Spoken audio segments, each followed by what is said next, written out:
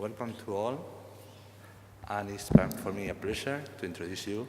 On my left, Luciano Floridi, which is one of the most important philosophers of technology right now. His work on information society, the nature of information, ontology, and the different specific aspects of philosophy of technology is amazing. We have learned a lot with him, all of us. And also he worked on the ethics of information, and is a basic reference for Spanish people here, or for my students. On the other hand, I have Javier de la Cueva, who is, in my opinion, one of the most active thinkers of the nature of information and the connection with law, with copyright and free culture.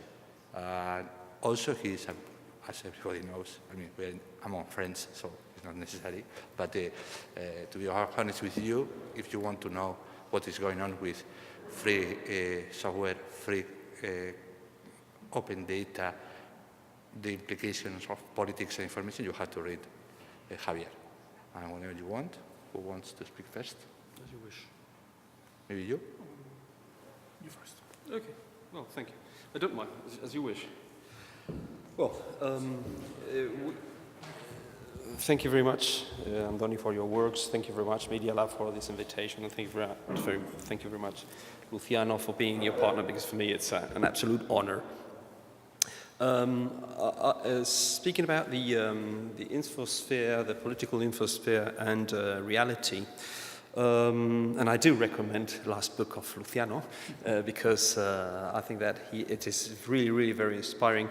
I would just like to point 4 ideas that are related to his work and that are related to what we are witnessing nowadays.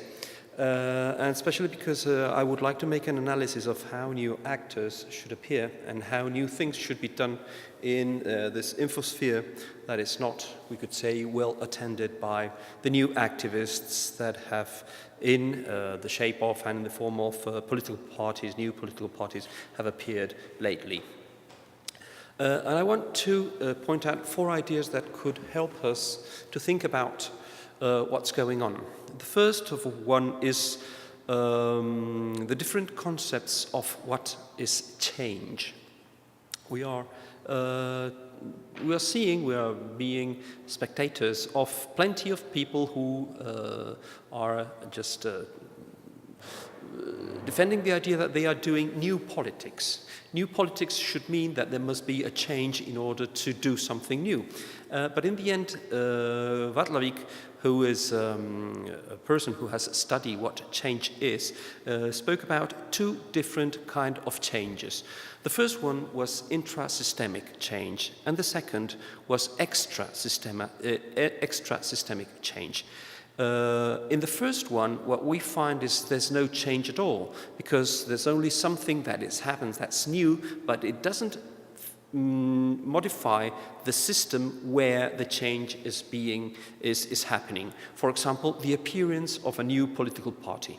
If a new political party appears, then we are not going to have a change in the way of a structural change or a systemic change. We're going to have another political party that appears. And then the other kind of doing things, the other way of doing things is this extra-systemic change, that is a change that changes the system. And the 2 political parties that have appeared in Spain, they do not change the system, they are more the system, and they again are the same system. But, for example, we see the appearance of new multi-agent systems, to use the terminology of Luciano, where, for example, Plataforma de Afectados de Hipoteca, we see that they are making a different change because what they are doing, they are acting on a specific problem and they focus on a little part of the reality in order to change that reality.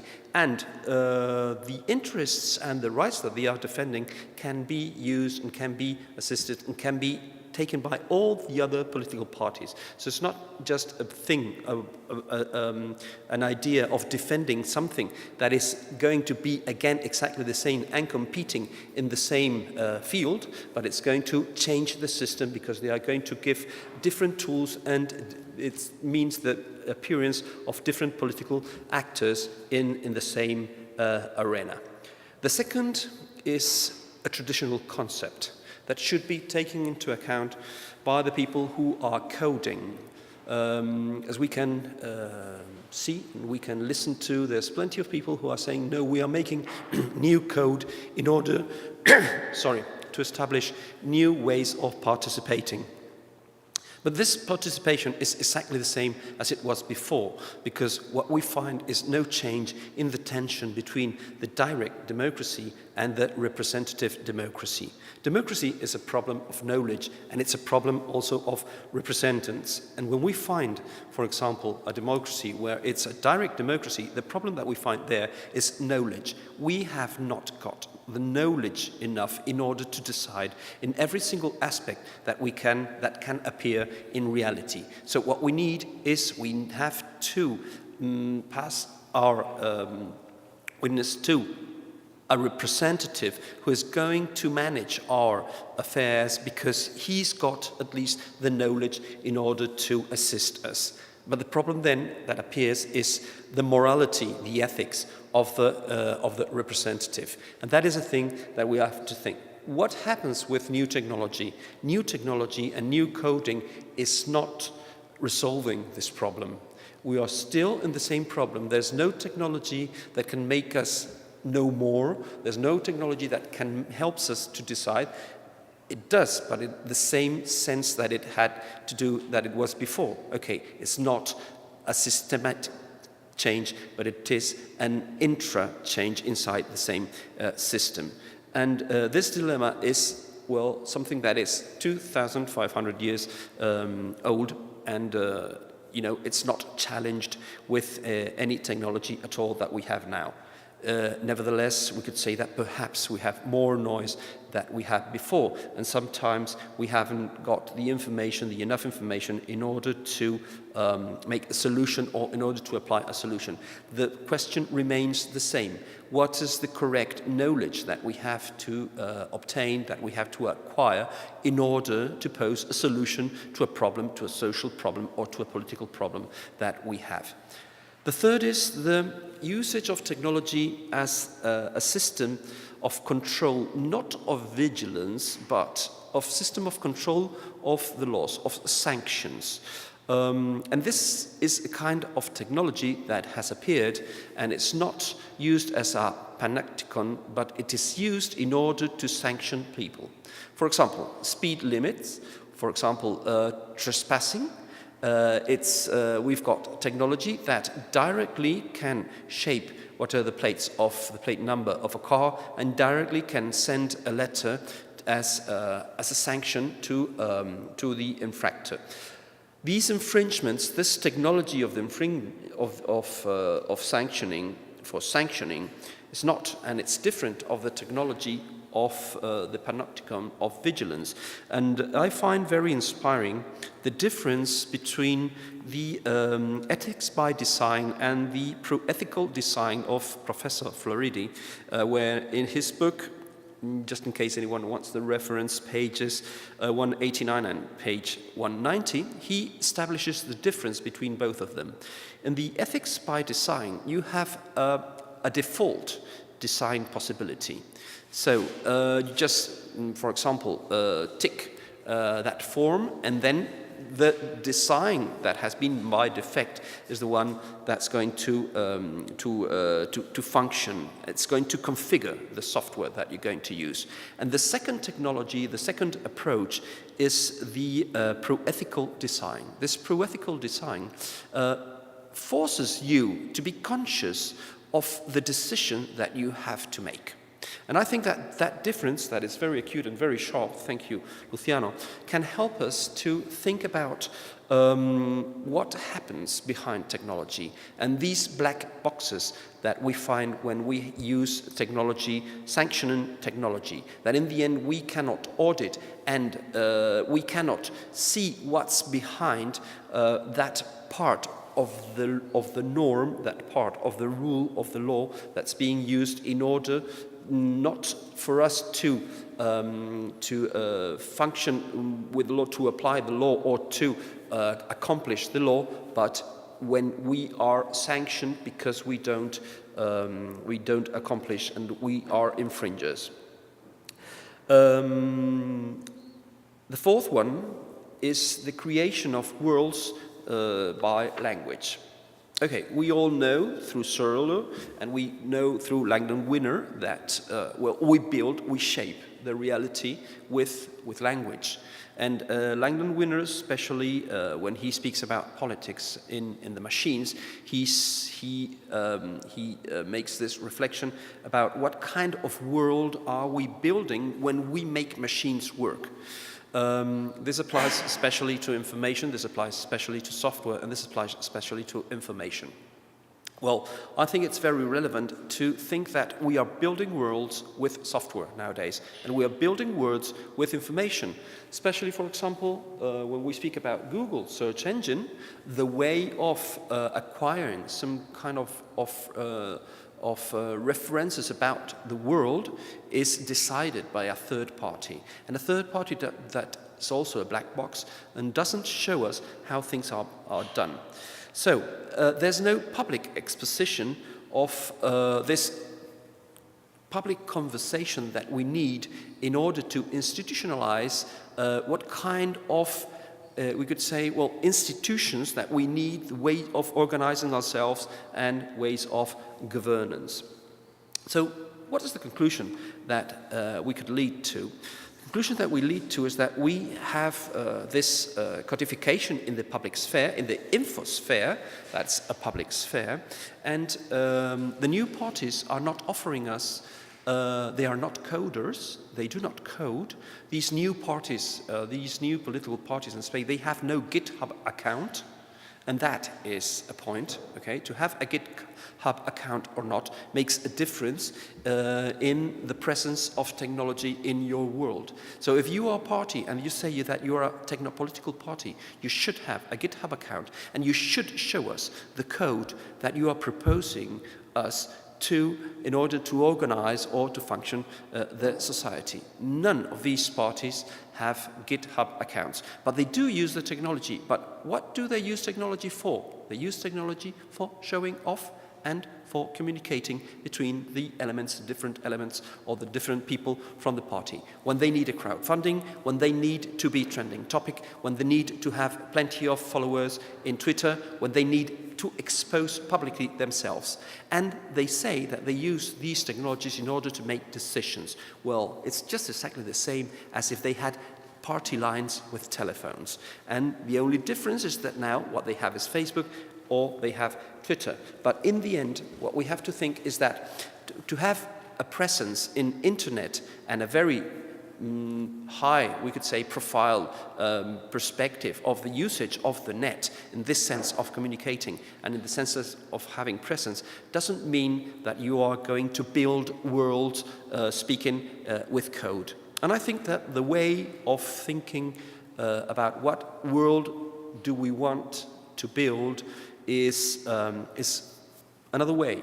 And I think that, first of all, we have to build worlds that are based on institutions that are res extra commercium, things out of commerce, that would allow us to create multi-agent systems that could be transversal to all the political institutions that we have nowadays.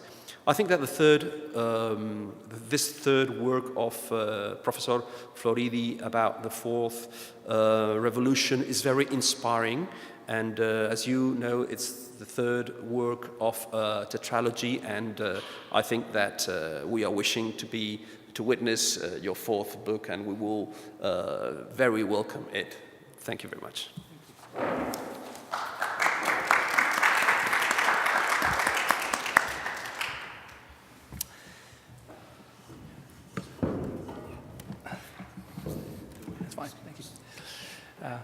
Thank you for the invitation and for the very kind words and enlightening comments. I prepared a PowerPoint which I hope will help us to go through a few points. There's more that I would like to discuss, but I hope that at least the first half of the PowerPoint, and there will be a clear sign where we can stop, will enable us to have a bit of a conversation on some of the issues that have been so well defined. So the first thing that I'd like to highlight, but I am in the right place, so I will say just a few words about this, is that arguably we are moving into a new stage of human history. I mean, the diagram that you see on the screen is oversimplified, but if you look at an introduction to history for undergraduates, you will see that there's a stage in human life on Earth called prehistory, and that is any stage in the life of a society which is before the invention of any way of communicating to the future. So there's no writing, there's no painting, there's nothing that can convey current information to future generations. And that's what we call prehistory. So there's no ICT, no information and communication technology. Then we move approximately 6,000 years ago to history, when a society has the means to communicate current information to the future. And what I'd like to convince you about is that recently we have moved to an even more historical stage. So not less history, but more history, moving from a society in which individual and social well-being are connected to ICT, things of the Roman Empire, the Egyptians, the British Empire, whatever, to a stage where a society is so dependent on ICTs that individual and social well-being can exist only if ICTs work properly. And for example, in this case, you know that you are within a hyper-historical society because that society can be attacked through cyberspace by a cyber war attack. So clearly, that society depends so much on ICT that ICT becomes its weakest side. So within hyperhistory, there are stages in which the state, as we know it, Spain, France, Italy, Germany, and so on, becomes shaped as we know it today. So history, those long, in the middle millennia where we have ICT, but we do not depend so much on ICT, those are the millennia of the state, in one way or another, as the age of the state, the information agent. I list there education, census, taxes, police records, legislation, press, intelligence, but also university research and so on, as being part of what the state does in order to control, sometimes for good reasons, sometimes for bad reasons, the information flow within its territory. Now, if we adopt the terminology that I just introduced, then hyperhistory is the age of multi-agent systems. The state is no longer the only, sometimes not even the main agent, and there are many more agents involved. The example that I have provided recently in a similar context is, for example, the Greek crisis. If you look at the Greek crisis, there are many more entities as agents involved: the European Troika, the European Central Bank, the markets, the people in the square, the political parties, Germany as a single agent or as part of Europe, the European Union. And if you think of that crisis happening in the 19th century, you know that would have been resolved in a sort of state versus state relationship. Today, it involves many more multi-agent systems. The state itself, and Spain is a good case, is transforming itself into a multi-agent system with regions and more power delegated to other entities within the state, within its territory. So in a world that has moved from history, the information agent as the state, to hyperhistory, multi-agent systems, what we had, which was the sort of Westphalian system, is no longer sufficient. I put there just a note for some of us who have forgotten sort of high school history. But that's not the end of the 30 Years' War, 1648, and this is the new political order as we know it today. Now, from 1648 until recently, that's how we considered politics, at least in Europe and any other place dominated by Europe. Sovereign states, say Spain, with physical boundaries and legal space overlapping, so-called territoriality issue. And they are governed by sovereigns, sometimes a single individual, sometimes a parliament, and they control the physical force. That is basically the recipe for what we mean by the national state today.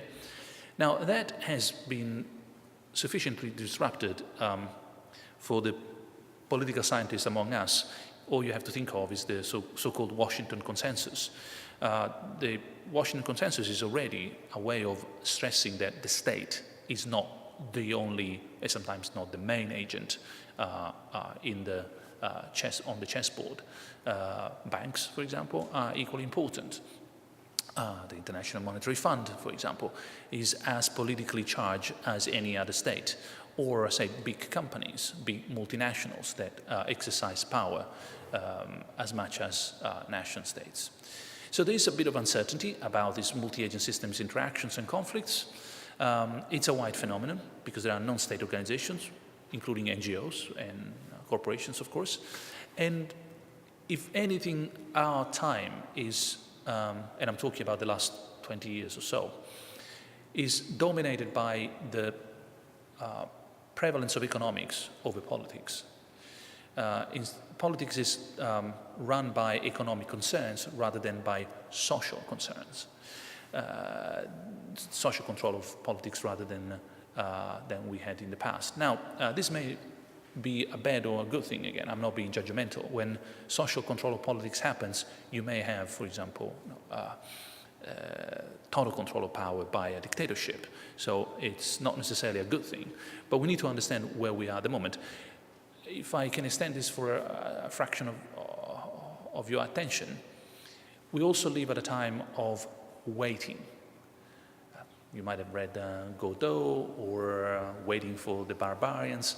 Whatever work you have read in terms of waiting for something to happen, this is our generation, this is our time. Because we have economic problems that we want to solve, but these are the necessary conditions to build a human project. But we don't have the human project. Now, you solve your economic problems, and that's the beginning of a project. It's not the end.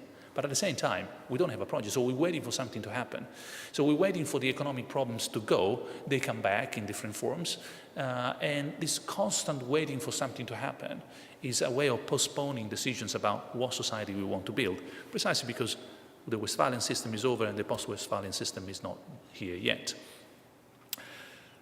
So states become information societies, as we know, and by doing that, they empower other multi-agent systems. The quintessential example is the internet. The internet, as we all know, especially in this place, was not invented for any other reason but sort of defense purposes. Is a state that funds a particular research which generates a particular technology, is ICT, but ICT at some point is no longer under the control of that state. Now, overcomes the boundaries, becomes something that we all share, and is something that is able to empower other agents, including agents that work against that state that originated the technology in the first place. WikiLeaks is the outcome of exactly that technology that the US created in the first place. And that is a simple example of a technology that is no longer under control, that puts together the sort of resources to generate a reaction to the original master, as it were. So in this context, government becomes more distributed governance, but this would be the topic for another chapter of that book. So we shouldn't be talking about the end of history as we did in the 80s, so to speak, when democracy and the markets seemed to be the dominating force. The Soviet Union was on its knees, and we were just going to a bright future of more consumerism throughout the planet. In fact, actually, if anything, history has become more historical, if you pass me the sort of terminology. We have become even more dependent on what made history possible 6,000 years ago. With that, modern politics based on sovereign states, the Westphalian system is kind of becoming obsolete. Mind, I'm not saying that that's no longer okay. I mean, it's still there, it still works, the state is still important. It's just no longer sufficient. It used to be just the whole game in town. Today, it isn't. So the sovereign states, the Westphalian system, the human rights we have inherited from the Enlightenment are no longer all we need. So one of the many questions that can be asked at this stage is, so what do we do? Now, things have changed. We're not quite sure about the changes. We have a kind of an open horizon in front of us. We could go in different directions. The question that I'm going to address in the next 5 or 10 minutes is how the form, morphology, the structure of power has changed in this new context. But we could ask different questions. And as I hope to do in the book, these questions will be asked there, and each chapter will address one of these questions. For example, and I stop there, what kind of values do we want to sort of have in this hyper-historical context? But let's go back to the original question, which is how power is changing in this hyper-historical, multi-agent context. Now, to explain to you what I mean, I need to introduce just a little bit of terminology. It's very simple. Unfortunately, Ilya, poor him, has already heard this. Suppose we treat information as a combination of two elements, a question and an answer, and that's simple enough. So what's the capital of Spain? Madrid. Madrid is the capital of Spain, which is the piece of information becomes a question. Is Madrid the capital of Spain? Question mark. Plus a simple answer, yes. And if you remove that yes, then you're left only with the question without the information that was required. So if information is an answered question, then Alice, our ideal entity, ideal agent, she's informed if she has the question and the right relevant answer. She has the question, is Madrid the capital of Spain, plus a yes in her mind. She is uncertain if she has only the question. Was Berlin the capital of Germany in 1992? So, now let me just double check. So unification, no unification, Berlin.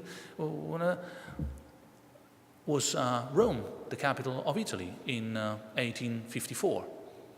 It wasn't. So you have uncertainty if you have only the question without the answer. And you are totally ignorant if you don't even have the question. So if you remove bits from it, you can have the whole information, only the uncertainty, or nothing at all. The real ignorant person is the person who doesn't even have the question about his or her own ignorance, as we know since Socrates, so this is old news. Now, why do we need all this? And I summarize this with a little picture. So that's Alice in the forest. There are things that Alice knows. For example, there is a monster hiding in the forest, and she's afraid. She's afraid because she knows that there's a monster. Then there are things that she knows that she doesn't know. Where is the monster? Well, she doesn't know. That's her incipience. She has the question, she doesn't have the answer. We can discriminate between incipience and uncertainty because sometimes she has an answer and she has a couple of a question and a couple of answers. She doesn't quite know which answer is the right one. For example, she has a weapon and she doesn't quite know whether that weapon is sufficient to kill the monster. And then there are things she doesn't even have the question about. For example, there is a magic sword that could kill the monster, but she doesn't even have the question. Is there a magic sword? Nothing. That's something that we know, but she doesn't even have the question about. Now, if we put together incipience and uncertainty, you have the question and either no answer or more than one answer, you don't know which one is right, just one block. To simplify, you have information, uncertainty, ignorance, as I introduced before. Let's go back. Now we have this terminology in the background. Let's go back to the picture. Prehistory, history, hyperhistory. history is the time of certainty and information as a value. It's not surprising that the most historical modern philosophy is Descartes, the philosophy of, the cogito, the ergo sum, the scientific certainty, the reconstruction of Western science on solid foundations.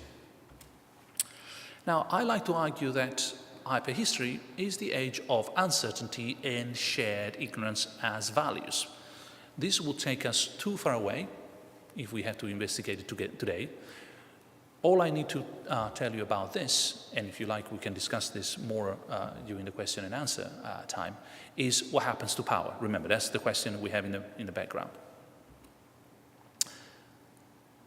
What about power? Well, Alice's uncertainty, remember, she has questions, no answers, or too many answers, is a matter of power. Who decides about which questions she has and to which questions she can get an answer? So that's the kind of problem that I think is shaping our time. Hyperhistorical, multi-agent systems, uncertainty. What kind of power is emerging in the 21st century seems to me a matter of morphology of uncertainty. Let me show you how. We're almost there. You can divide power in kind of three kinds, more or less. This is sort of beginning in philosophy. There's power that creates stuff. Using a Greek word, we call it poietic, making. And it's the creation or annihilation of a reality.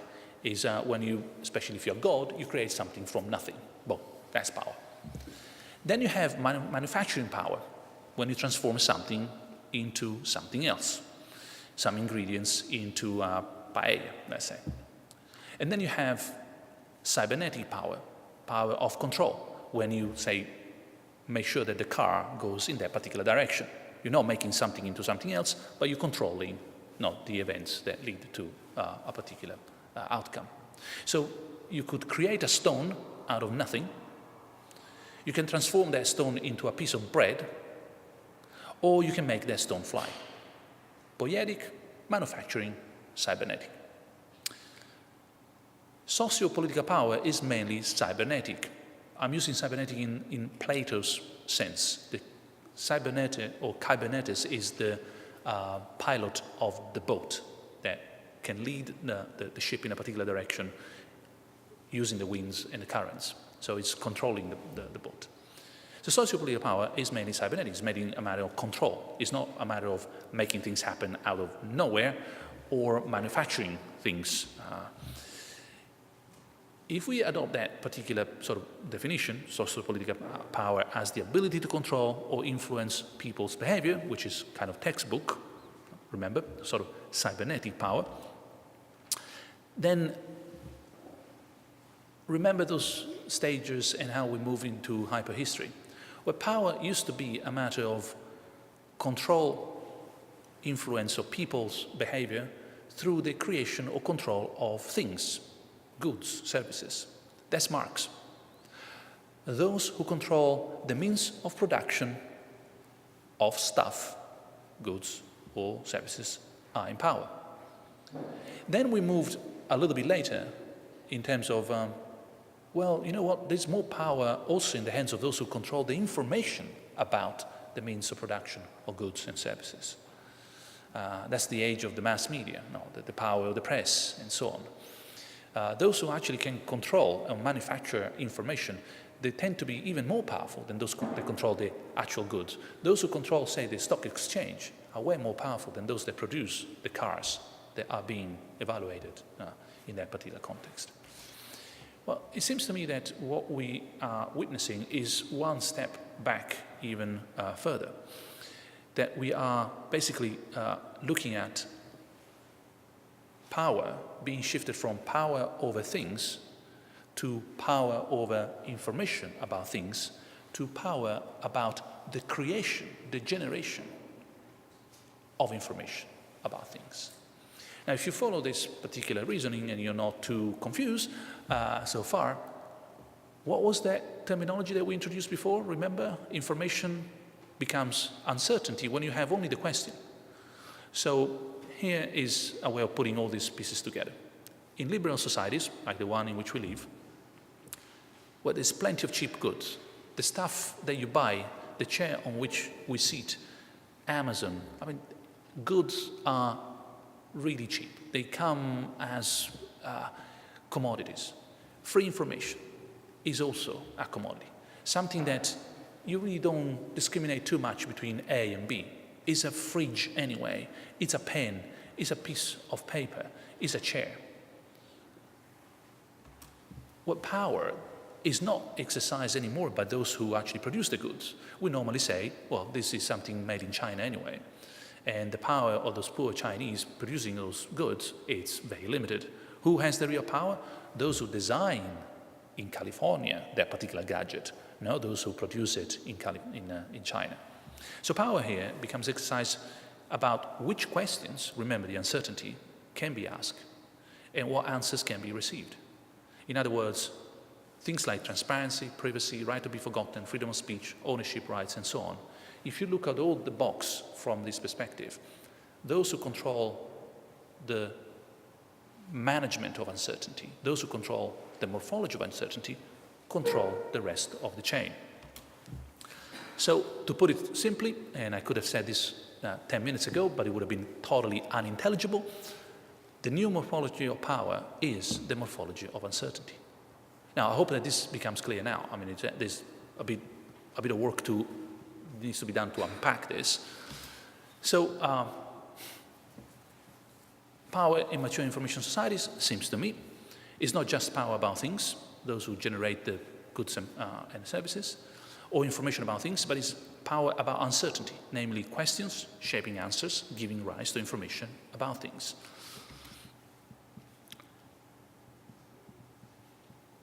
I'm sort of misquoting a famous phrase about the present and the future, but it seems to me that in mature information societies, those who control the questions shape the answers, and those who shape the answers control reality.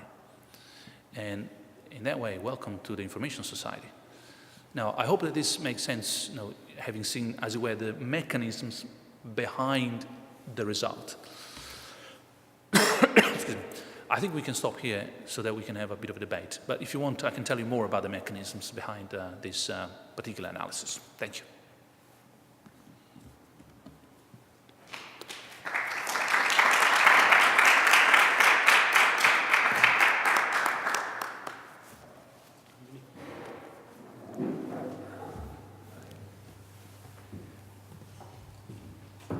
Now, it's a question of a dialogue, both of you. And you. Okay. First question.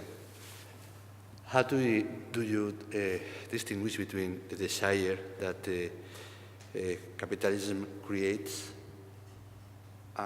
controlling what people desire through consumerism, and the uncertainty, the control of uncertainty, you said before? Tell me again. How do you distinguish between, you said that that controls uncertainty, controls reality. Now it seems that who that controls desire from the people, what you want to consume. How do you distinguish between both desire and uncertainty? Thank you. I think that, I hope, yeah, this works. This is a very good point, because basically it's the same mechanism. So markets that either control or generate demands, we can play with words a little bit and being flexible, but at least in Italian, not in English, but I'm not sure about Spanish. But demand in Italian is actually the same word that you can use for a need for something. I have a demand for, say, a new beautiful car, or for a question. It's the same word. So if you have a demand for something, you basically you are missing something that you want, and that could be a question about some information or a need for a particular good. But the mechanism behind is the same. Those who control not the goods that satisfy the demand or the question, but those who control the morphology of the demand, understood both in terms of need for goods and services and need for information will control the rest of the chain. So I see this a total convergence between consumerism on the one hand and the new forms of power. I think we've got two microphones. I think that's a very nice question that we can see in the screen. Look at it. Copyright disclaimer. Text, marks, logos, names, graphics, blah, blah, blah, blah, blah, blah. Use of any copyrighted material is not authorized without the written consent of the copyright holder. There you've got questions and answers. Every effort has been made to respect the copyrights of other parties. If you believe that your copyright has been misused, please direct your correspondence to Luciano. Okay, that is a huge question.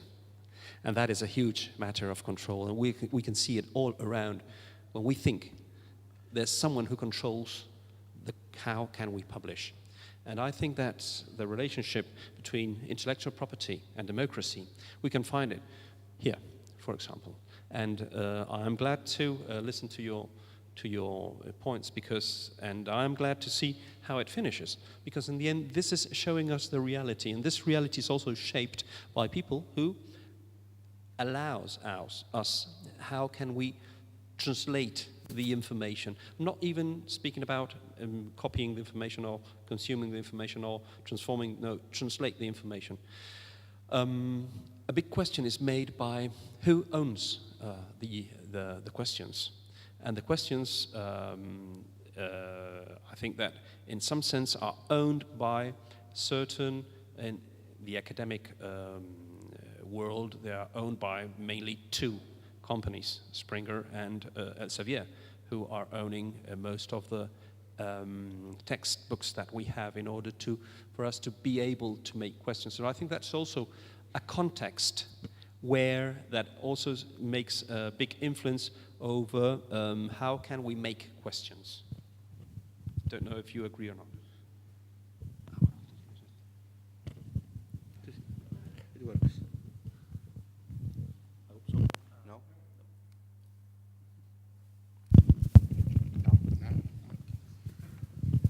It does now. Yes, I think that I can probably remove this too.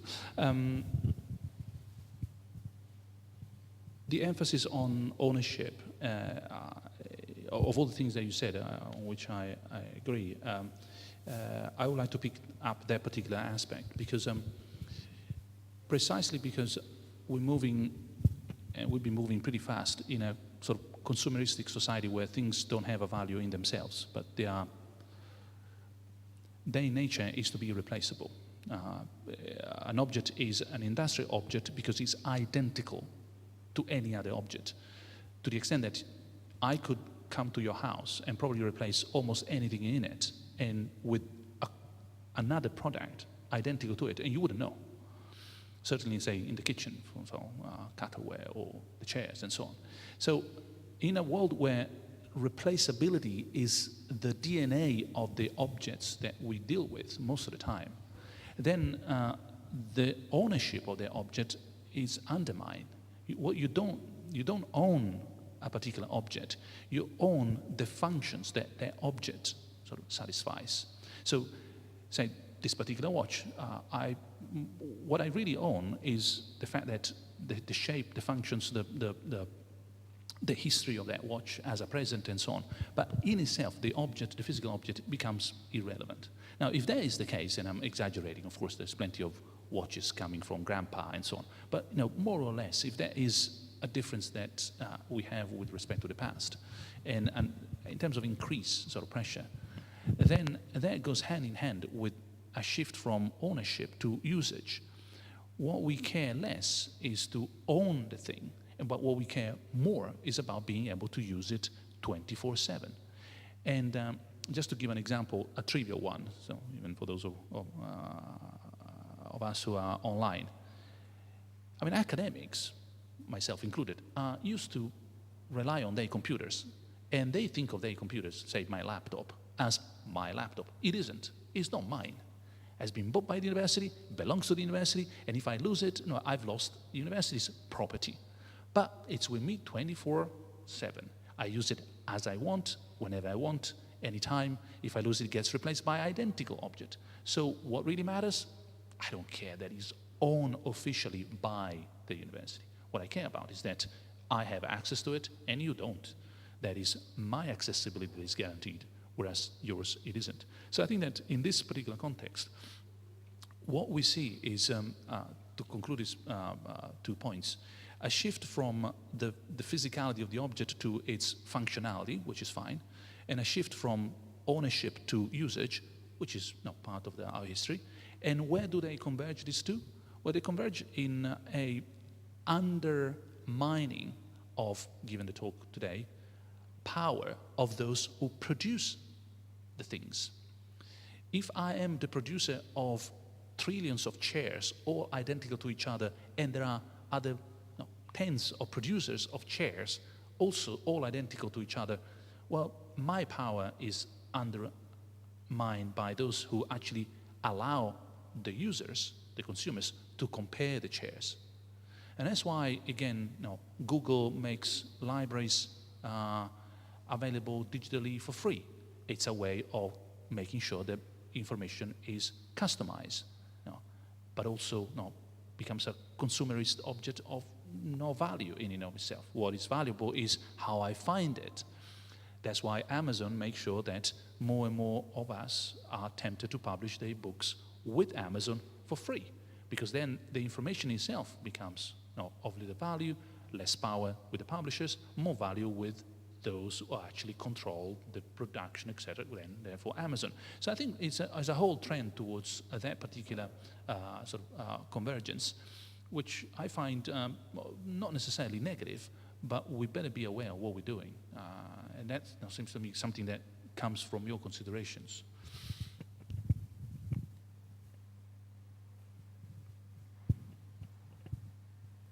Question? No, I have this. One thing that I'm very interested in, so how do you explain this hype on transparency? Who is making that question? Who is shaping the answers? I think that as often with historical shifts, we shouldn't be looking for any plan, any big project, any sort of major agent behind the scenes. Most of the problems we have, seems to me, in history are caused by distraction, lack of attention.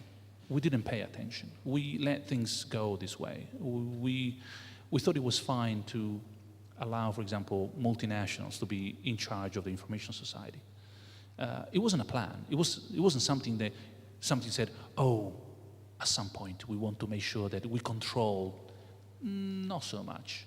It's just that nobody was looking, nobody cared, and oops, things went downhill this particular way. So I would like to emphasize more the negative responsibility of lacking any action rather than the smart scheming of some kind of multi-agent system somewhere else. That seems to me. So basically, if we are in a position that we find unsatisfactory, is because we didn't take care of it when it was the right time. At the same time, you have, I agree with you, that was something that there was no social consent for that, but right now you have people like Zuckerberg in Facebook saying privacy is gone, or Google saying be good, don't lie, be transparent. In fact, they are shaping the question. Yeah, but say, take Facebook or privacy is gone. What they're doing is just acknowledging what has happened. On Facebook, people post the most amazing things that past generation, even my generation, would have found intimately private. So I'm not defending it. I'm not at all. Facebook's policies or Google's policies. What I'm saying is that there are more evidence of what has happened rather than engines of what we are today. I wouldn't put. Basically, I don't think that. I don't think too high of them. If you give respect to quote-unquote an enemy if you think that the enemy is so powerful to shape your life. No, they are not. We make the world this way. We allow them to do this way. We put them in that particular position, and they are taking advantage of it, as any agent would, you would, if you had the power to do what you want. But they are more the evidence of a problem rather than the cause of the problem. It's not that privacy is gone because Facebook has arisen. Facebook has become possible because we have behaved in this particular way. So, I'm not saying, oh, great, fantastic, not at all. I mean, absolutely appalling. But I'm concerned about the cause and effect chain here, because if we misidentify what causes what, then we cannot even start fixing it. No, it's like a mechanism that doesn't work. If it doesn't work for reason A, you can fix it. But if you think that reason A is actually another reason B, and you start working on something wrong, well, we're never going to get out of this. So I wouldn't be worried too much about Facebook, Google, or the next startup, or Twitter. We need to change our social sort of framework. That will then generate the right kind of social media, seems to me. I think that's the same phenomenon seen in a different perspective, sharing intellectual property rights and sharing personal data. It's exactly the same. We share. What do we share? What we have. What do we have? Things that are from us and things that are not from us. Okay.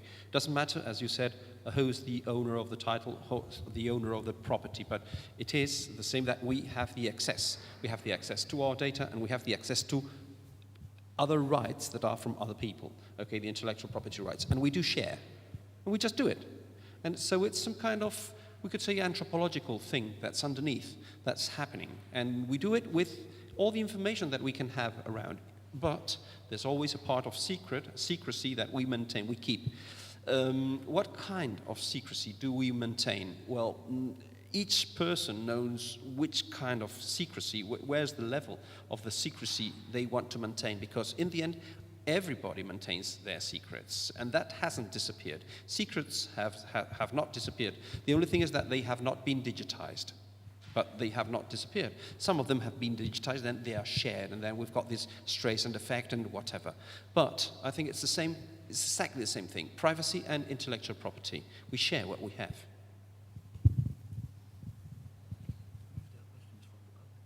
Yeah, we would like a question from the public.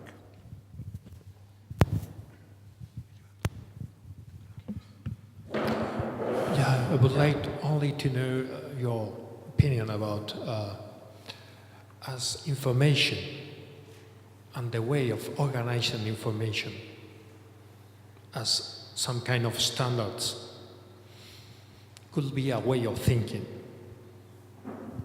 And if there is only some channels of developing this information like Google or other websites. The problem of 1984 of George Orwell, how a way of controlling information could be the way of organizing information. For example, Google, first page is what everyone reads. But what happens if you organize information in a different way? What is the values to organize information? Should be another way of controlling information, and at the same time to be in a way of transparency, and at the same time hidden some information because they are in the last page, in the 1084 page.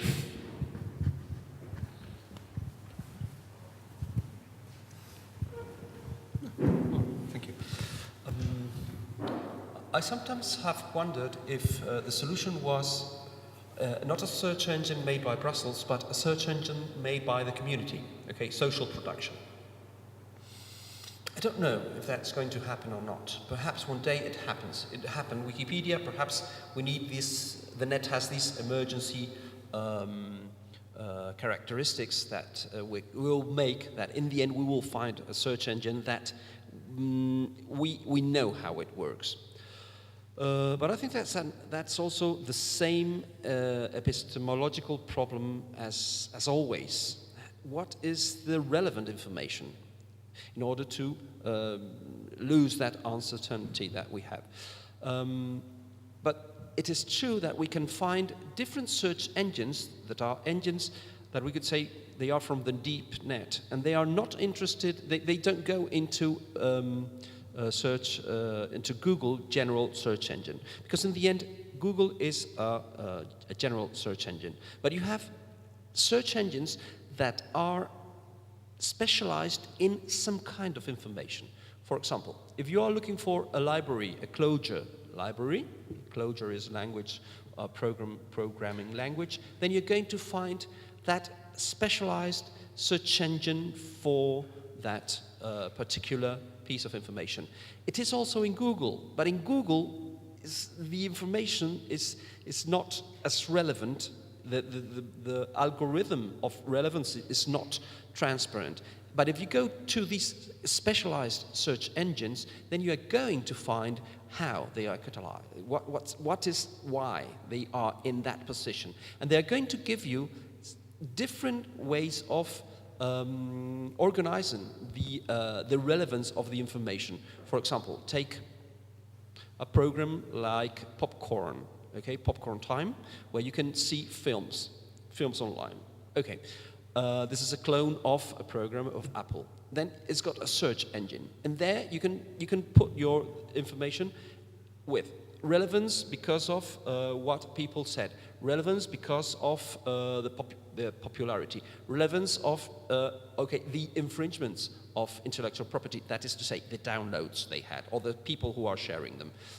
Relevance. So in the end, I think that Google is not the only actor. Google is the only actor in the general search engines. But for example, if you want to look for capacitors or resistors in electronic pieces, you shouldn't go to Google. You must go to a specialized search engine that there you can find every tiny little piece, and the categories that they are organized are the ones that are relevant for people who are looking for that kind of information.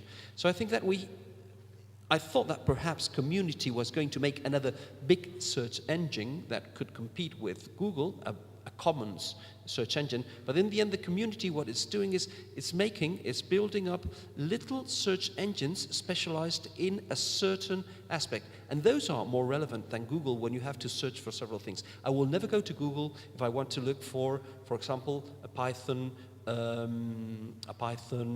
library. I would go to GitHub and I would look for it in GitHub, but not in Google, because in Google it's going to give me results that come from Google groups, from different pages, from blogs. But if I want the library, what I want to go is a source, is to a forge where people is coding and where people is doing those things. So I think that we could difference nowadays two different possibilities. The general search engine, that is Google, and specialized search engines that are GitHub, that are Popcorn, that are resistors and capacitors, that are Clojures, etc., etc. Yeah, thank you, Ilya. That's a very important question. It seems to me that maybe I'm mistaken, but it seems to me one of the most important questions that we are facing today. I mean, it's, we seem to forget that we define ourselves as the information society, but we don't control the information that defines our society. I mean, that's extraordinary. It's like defining, say, the oil society and not having any control on the oil, or the engine society and having no control on the engine.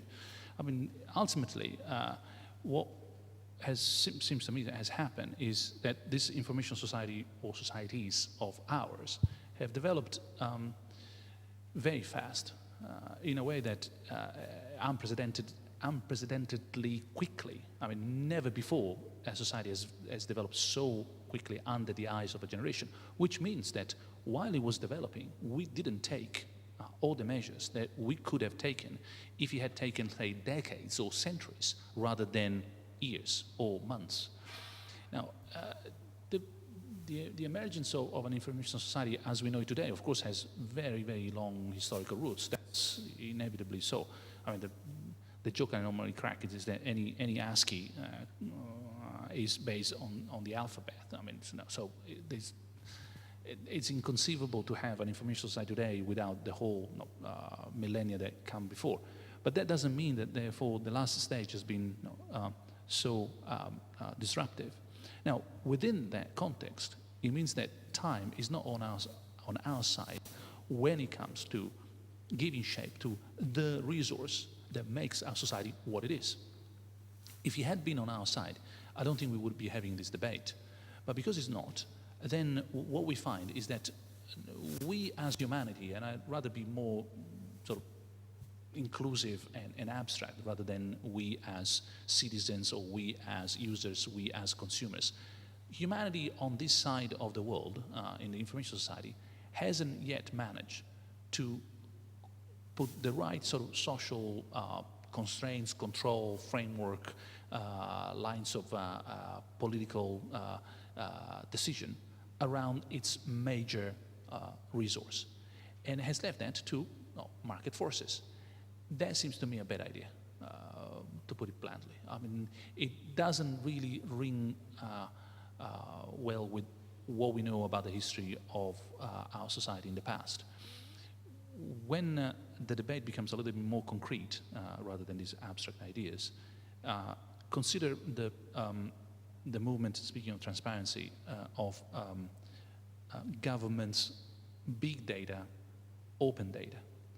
We are making, as we speak right now, we are making a disastrous mistake because we are opening government's data to anyone freely, thinking is a resource for anyone. What's the problem? The problem is that you and I will never be able to use it, whereas a big corporate agent will have all the means and resources to make a lot out of it. I'll get it free, it gets free. I don't think so. So the analogy here is with the way Norway has managed its oil. The only country in the world, but a good idea, where oil, being a national resource, is kept under a mixed, complicated systems of national management, which is mixed with private and public and so on.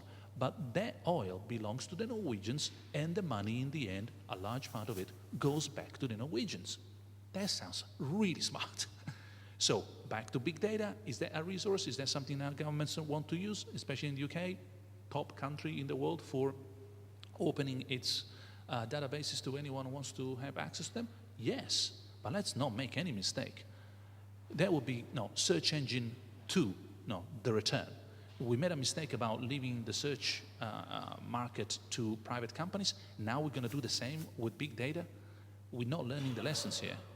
So suggestion here about shaping society by shaping information. Well, let's make sure that this resource, which belongs to everybody, every citizen in that particular country, somehow, but not to a large extent, goes back to the pockets of those citizens. It's a resource for everyone. Well, it could be used by the government for and to anyone's advantage. And we don't need to invent special wheels here. Norway is around the corner. We can just imitate that particular example. But this goes towards, in a much more concrete case, towards debating your point, which seems to me vital. How are we going to shape the information flows in our society? That is where power is exercised, and that seems to me where social control, not economic control, not markets, but social agreement needs to play a role. At the moment, we're not even around the table. We as society, as humanity. And as I said, I'm very happy to see markets bloom, and I'm pro-business anytime. Just not in this case. This is not the context where business and markets should be left to run the game.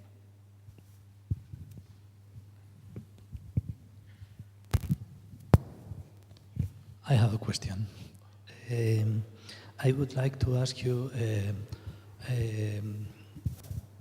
an explanation about this idea that you propose of the collective ignorance as a way of power. And I'm not sure if I understood well, but wouldn't it be more precise the idea of collective uncertainty? And in what ways this collective ignorance then it would be like an emergence process, or what is it like? And in what ways do you think this is leading to a kind of collective action, and what kind of collective action it's providing? Thanks. this is a difficult question, comes at the end of the evening, and he's going to get a difficult answer. So I hope you're sitting comfortably. If you remember the definition of ignorance as not having the question. I'm informed if I have question and answer. I'm uncertain if I have only the question. I'm ignorant if I don't have anything, okay? Total zero, okay. We also, that's one piece. Second piece, we were talking about control of uncertainty, who gets which questions and who gets the answer to the question, etc., as a third step towards power. Control of uncertainty, control of information, control of things. How do we put these two things together? The beauty of ignorance is that luckily there's almost never the case that two agents have the same kind of ignorance. The questions that you do not have are hardly ever the questions that I don't have. In the game, Alice plays someone else, Bob. Alice and Bob have two different kinds of ignorance. She doesn't even ask the question about the magic sword, let's say. He doesn't even ask the question about the magic shield. When they meet, they will exchange their ignorance, as in, oh, that was a question and it never crossed my mind. Alice and Bob, oh, that was a question that never crossed my mind. Now I move from being totally ignorant, nothing, to having a question. Where is the magic shield? Says Bob. And Alice now moved from total ignorance to uncertainty. Oh, where is the magic sword? They haven't resolved yet. They're not in the information stage yet, but they made a step forward. And that's, out of this logical business, that's the beauty of traveling, basically, of exchanging views, or meeting other people. Your questions will never be exactly the same, identical questions of anyone else. You can say that your ignorance and my ignorance are unique in their beauty. The lack of questions that I have is never going to be overlapping 100% with the lack of questions that you have. So meeting means exchanging ignorance with uncertainty. All of a sudden, I have questions because I get yours, and you have questions, you get mine. We still haven't got information, but now we are in control of our questions. And that's the link with power. That's where the collective exchange of ignorance, I hope this is not too confusing, generates uncertainty in a good sense. It generates questions that then can start being, looking for an answer. But in this particular sense, good old days, instead of looking at Google, we would be, asking some people in the pub in England, let's say. But we would be exchanging more questions than information. So there's something to be said in favor of communication, when communication decreases the degree of ignorance in favor of the degree of uncertainty. I say, oh, who likes uncertainty?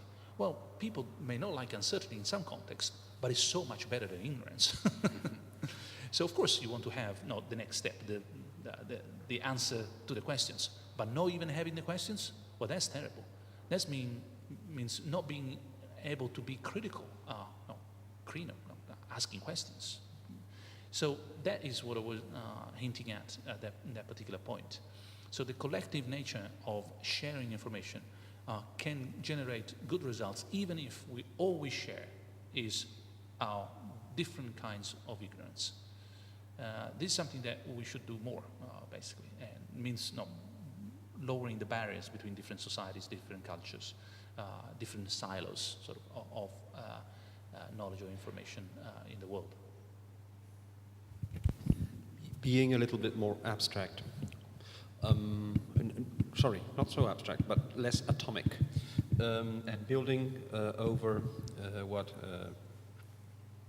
Professor Floridi has just told us, we can find plenty of communities on the internet that begin with a question.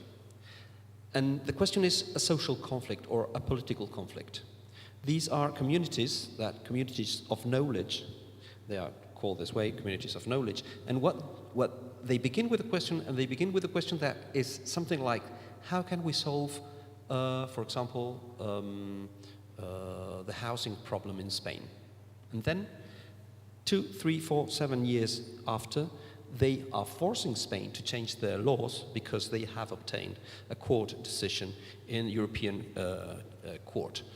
That is Plataforma Afectados de Hipotecas. It began as a question, how can we solve this social or this political problem? And that's what I, just called micro-political actions, because they always focus over something that's very little. They don't focus about, we are going to change liberty or justice, or we are going to change the world. No, they just say, we have a problem, and how can we solve the problem? We made that in 2003 with the the levy on digital DVDs and CDs, okay, blank tapes. And the question was, how can not we pay this levy? Because this sounds very strange, that we have to pay for the paper of 21st century, and that every judge, every case, every court case, every hearing that is recorded in Spain has to pay to private associations that are collecting agencies, and everyone has to pay 20 cents of euros to these private entities. Why? So the question was really why? Why should we pay for a stamp over our digital paper? So we began to work in that, and then people who went into that community began to know about those things. For example, I think it's the perfect example of how to empower citizens by knowledge. Okay, so I think that in internet it's full up with plenty of those experiments, we could say. For example, you've got another one that the hearing was 9th of April. That is the Max Schrems, that is Europe versus Facebook. Okay, that is going to be decided in very short by the European Court. And they are going to decide because this Austrian guy went to study to the United States. And then when he saw what happened with Snowden, he decided to question. He decided in Ireland, he asked, where is my information going? And then he built a case, and now there's around 25,000 people who want to know that question again.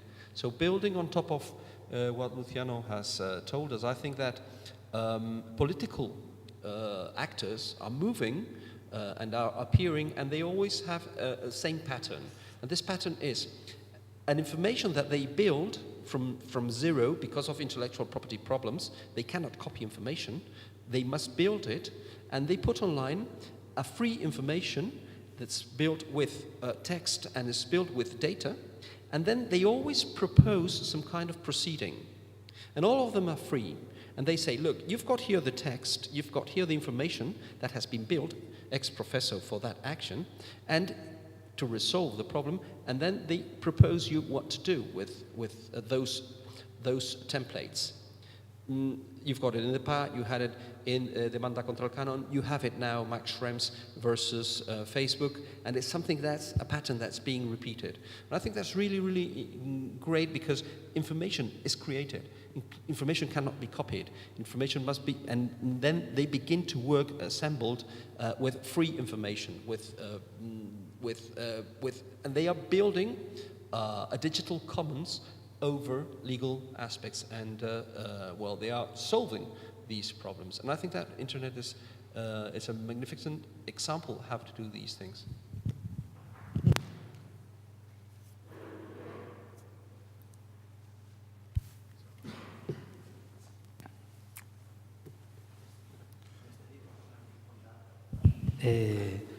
What the examples you put are communities of concern that already know the questions, but those are not, I think, the ignorance that Luciano was defining as those that don't have the questions. And I cannot see how the two ignorants can share the questions. They don't know anything about them. Sorry. For Luciano Floridi, you said that this is a generation that is awaiting to solve these kind of problems. And I wondered, does it mean that we are not yet fully into this hyper-history society? And how do you expect to end this awaiting? And which way? Or what are the main factors that can influence the resolution of it. The question, yeah, maybe you said that this is a generation that is awaiting for the resolution of this kind of answers. I mean, how are we going to deal with these problems? I mean, I assume that by that you mean that we're not yet into a fully hyper-history society. That's one question. And the other one is, how do you expect that are going to be solved, these questions and this awaiting?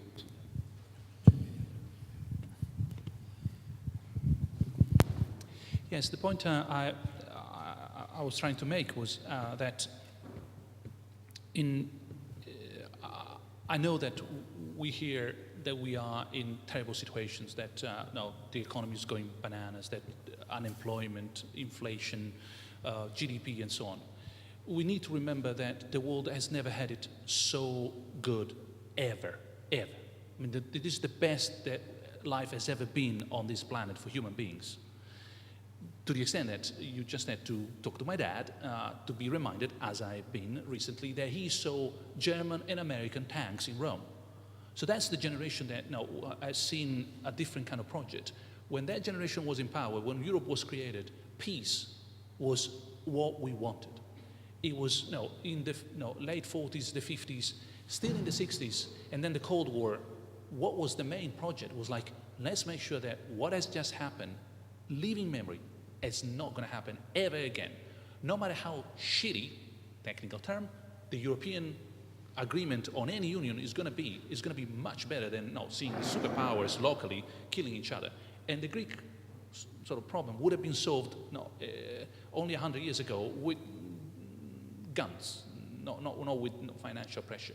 Now, in that particular context, and I hope I'm not totally wrong, when I said that we're moving to a hyper-historical context, I was making a point about how much our society relies for any added value that we want to achieve on information technology.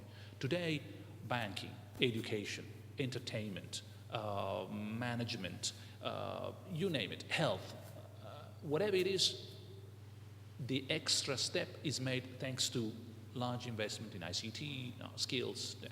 So I was making that particular point, which is not unrelated, but doesn't depend on the point about waiting. I think that our generation is the waiting generation because we don't have a war that we remember around the corner so lively. And we do have one, not too far away, Ukraine and so on, and plenty of others all over the world. But we don't have that sense of tanks in Rome in living memory.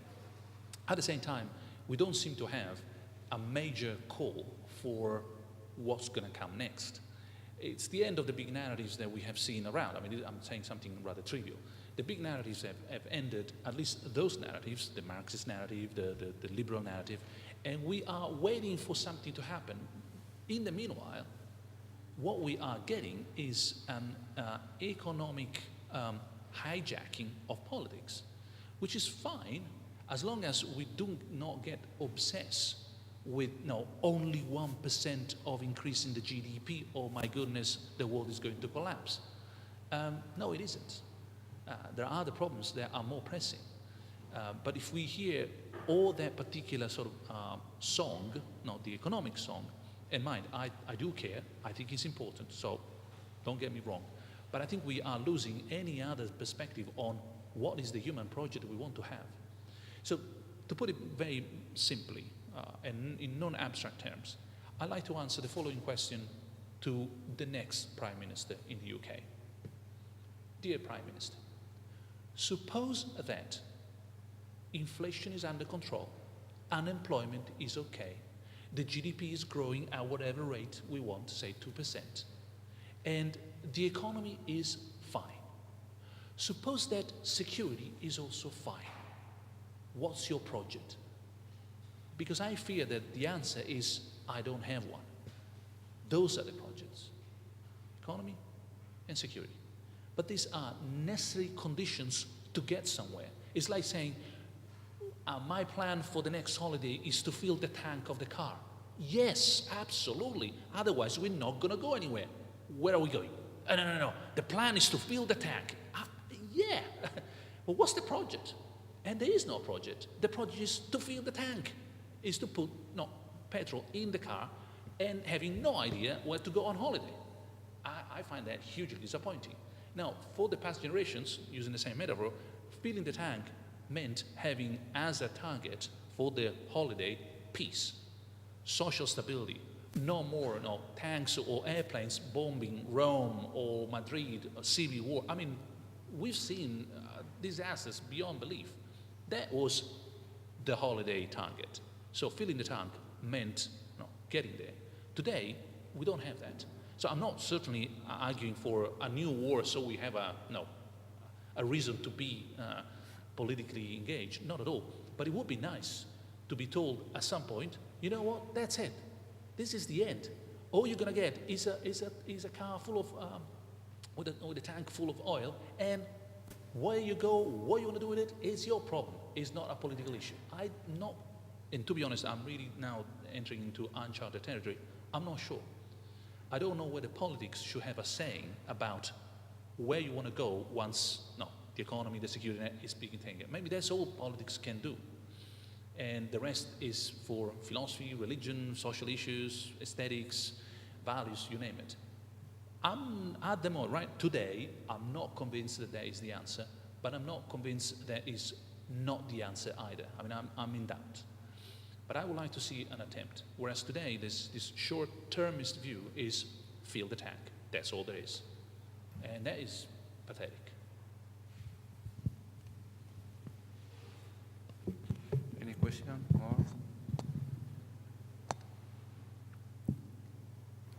What about finishing here? Calling the day. Yeah. Thank you. Thank you very much. Thank you very much.